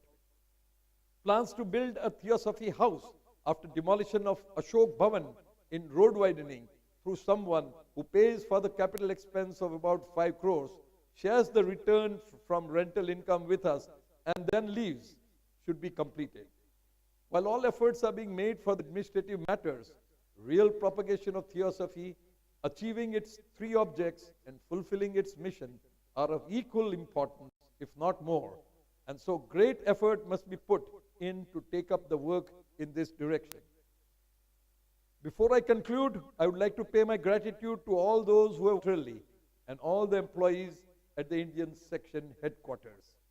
And I must say here that I have been helped by every member of the Indian section. All of you sitting over here have in one way or the other supported me. It was the Indian section council that has supported in all that I have asked for. And it is only because of that we have been able to achieve things in the year. Brother V. Narayanan has been with me in every step taken for the development in all areas and in all administrative matters. He is the creator and developer of our magnificent Himalayan Studies Center. We have to remember that he did it almost single-handedly with very little support from others and a lot of opposition. Of course, now that it has taken shape, everyone praises it, including our President and First Lady, who recently visited it for the first time. In the property committee, both for developing new construction at the Indian section to replace depleted buildings and for our property all over India. As the head of the treasury, he has managed our accounts and finance very well. He is a team man and I enjoy being a part of his team. Bhattacharya has taken more and more responsibility without ever saying enough, even at the cost of her health. She is the manager of the girls' hostel with 166 students, manager of the college, member of BF, our executive committee, and the Indian section council. She is also a member of the managing committee of any Besant school. It is that the college administration has become transparent and having close relations with the Indian section. I'm very grateful to her for her help. Brother S. Sundaram has taken the responsibility of editing the section's journal, the Indian Theosophist. I am thankful to him for this role played. It is because of him that I am able to put up a report like this without spending days and days of work. He has helped me very significantly. What can I say about the executive committee, which has always encouraged me and supported me in my endeavors? I thank them wholeheartedly. I must thank all the federation presidents and secretaries for responding so positively in attending the strategic planning and goal-setting meeting at Bhowali. And I must say here that Mr. Tim Boyd, who attended that, end of the goal-setting meet, he commented, he said, I never expected all the federation presidents and secretaries to participate in this exercise so sincerely and so well. He says, you have one of the finest groups of presidents and secretaries to lead the work section. You are very fortunate, and I indeed am. All the members of the Indian Section Council have by and large given me full support to carry out the work I have planned to do for the Indian section. I must thank them for it. I must make a special mention of Brother B.L. Bhattacharya, Party, Brother Narasimha Rao, for their continuous motivation and support to me in my work. Brother C.A. Shinde and Brother S. Umakant Rao have advised me on various matters and helped me overcome difficulty. Brother Yogendra Bhai Desai and Brother Naresh Bhai Trivedi have helped me and guided me on innumerable occasions. In the Brother Praveen Singh Jhala matter, Brother Sanat Kumar, Brother U.S. Pandey, Brother N.C. Krishna, Sister Uma Bhattacharya and Sister Shri Priya have been a continuous source of encouragement and support to me. At our head office, the hard-working Mr. A.N. Singh, who is and Mr. Om Prakash, who is our IT man, have worked beyond the call of their duty. They have never even hesitated in satisfying my almost impossible work request to them. Mr. Rajkumar Pandey has done well in his administrative and membership work, along with the responsibility of the Theosophical. Sri Santosh Yadav, known as Pappu, the late Mr. Gulab Chand, Mr. Ramadhar, Mr. Dibyendu Mishra, Mrs. Madhu Pandey, Mr. Radhe Sham, and all supporting staff have carried out their responsibilities well. All the workers in housekeeping, garden, security, their job well. I thank everyone for their contribution and wish they do even better in the new year. Thank you very much.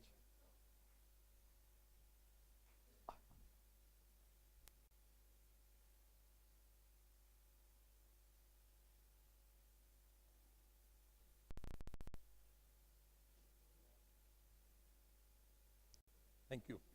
Very good. Very nice operation. Excellent.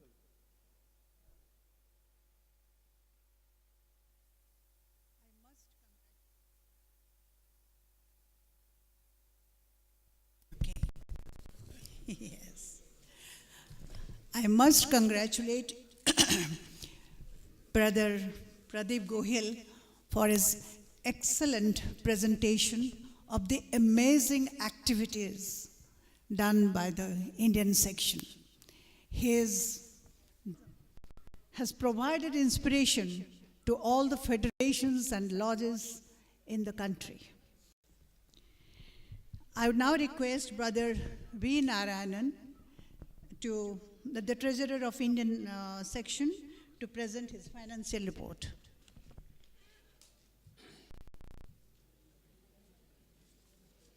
Dear brothers and sisters, greetings for the new year. We have already seen a very comprehensive audio-visual presentation by the General Secretary regarding the activities of the Indian section. So I don't have much to add, but I will just read a few. The financial position of the Indian section for the year ending 31st March may be summarized as follows. After the new management has taken over the affairs of the Indian section, there's a drastic change in the perception, day-to-day working and further plans of the Indian section. As the increasing, due to the increasing activities, it was a basic decision of the Indian Section Council that some of the assets of the Indian section, like encroached lands and non-utilized buildings, has to be disposed of. Also, to introduce the Theosophical culture to the younger generation, educational institutions, the degree college, the girls' hostel, the anniversary school, in a more efficient manner, it was decided to take over the above said two institutions by the Indian section. These expansions of the section's activities will have a positive effect on the section's financial stand during the next financial year 2018-19. During the year under review, the surplus of the section has come down to rupees 9,10,575. This is mainly because 2 points we have to take into consideration. One is the newly started scheme for the employee insurance scheme, which the General Secretary was explaining, which has not been complied with up to now. We have started that payment of all the regulatory payments mandated by the government. So we have started the group gratuity scheme, and the increase in the legal expenses. There are so many litigations are being in different parts of India against the Indian section. So we have to attend to that also. These are the factors which have drastically reduced our surplus. Factually, the section has not received any donation and is surviving on the interest income.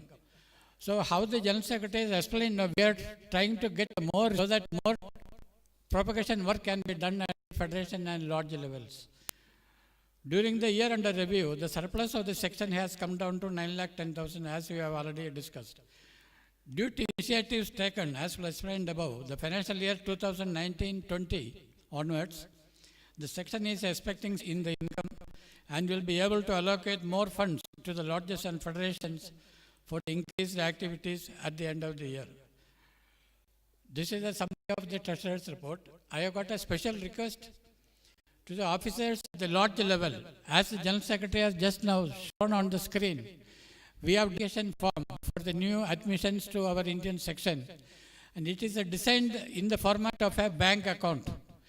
We want all the data to be presented as requested in the form, because this has to be incorporated into the Indian section management system, and all the regarding verification and the initials, the names, the addresses, the PIN code, the phone number, everything should be filled up properly, and we should see that the Lodge Secretary goes through the whole thing before sending it with the ADS to the section. Otherwise, unless we load the data properly into the computer, we will not work and the data may go wrong in the future. So as a special request, I request all the office bearers to see that the application, the newly designed application form is filled properly. Thank you.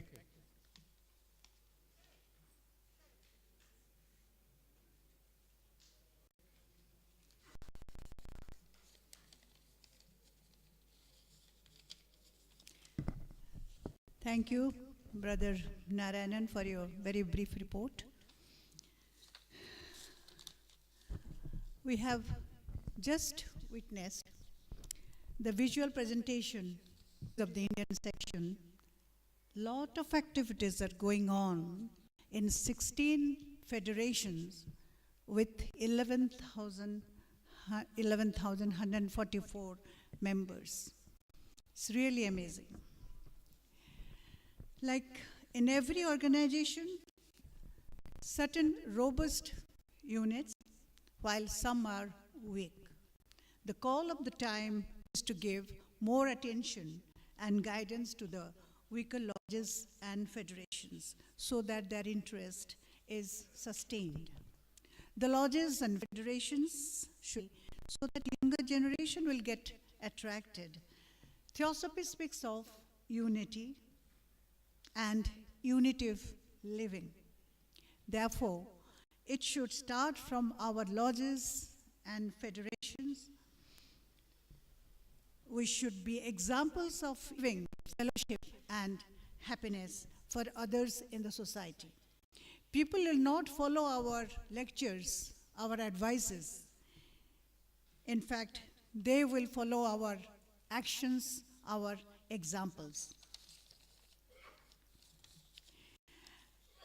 The example of different organs of our body, each is different, but they worked together and harmoniously for the sustenance of the body, of the whole body, that is. Similarly, we may differ in our pursuits of thinking, belief systems, but for the society, for the federation, for the lodges, we must work together unitedly. We know very well that these differences are because of our distorted perceptions arising from our outer personalities. And we must remember that to shed off those, we have joined Theosophical Society. So let this be the first step in our effort for self-transformation. Let this resolution today, the first day of the year, to live unitedly.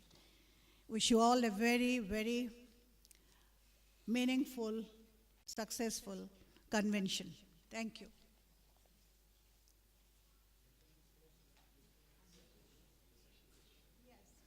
Is over. Thank you very much.